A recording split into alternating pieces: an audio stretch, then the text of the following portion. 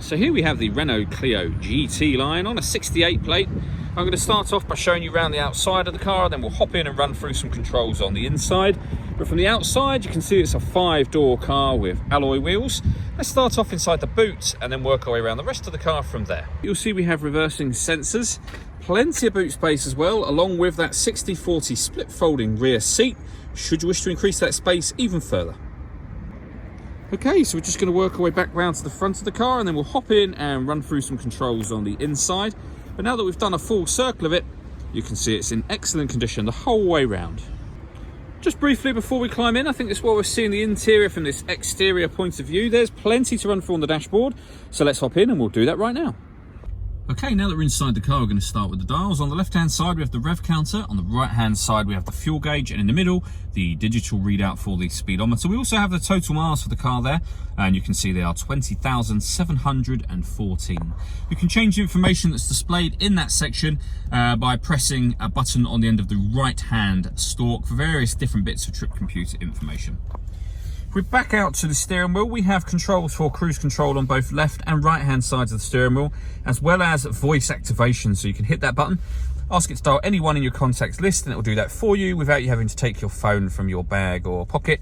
That is, of course, once you paired it up, and that is done on the touchscreen in the center. Just hit the phone icon and follow the instructions on screen from there.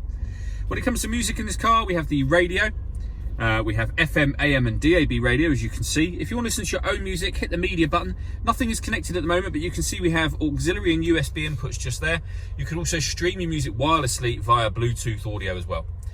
This car's got satellite navigation. There's a full video that shows exactly how this works. That can be found on our website. You can also find that same video on our YouTube channel as well. Working our way down from that, we have climate control. So from here, you can adjust the temperature, the fan speed. You can determine what direction you'd like the air to be distributed in. Air conditioning is on unless you press that button to turn it off, or you can hit auto and the car will now maintain the temperature you've asked for by taking full control of the fan speed. You can hear it doing that now. So override it, just readjust the fans to whatever level you want them on. That button will recirculate the air that's in the car. That's a great way of heating it up or cooling it down quickly depending on the temperature that you've set over on this dial here, and you can turn that off whenever you want to. That button starts and stops the car. You can either slot your key in there or just keep it in your pocket or bag, whatever you want to do. But as I say, you can stop and start the engine from that button once you're inside the car. We have a 12-volt charging socket underneath there, a 5-speed manual gearbox, and then these buttons are to activate the cruise control.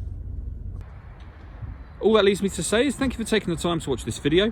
If you'd like to come and see the car in person and have a test drive, please feel free to call any of our MJA sites. We'd love to hear from you soon.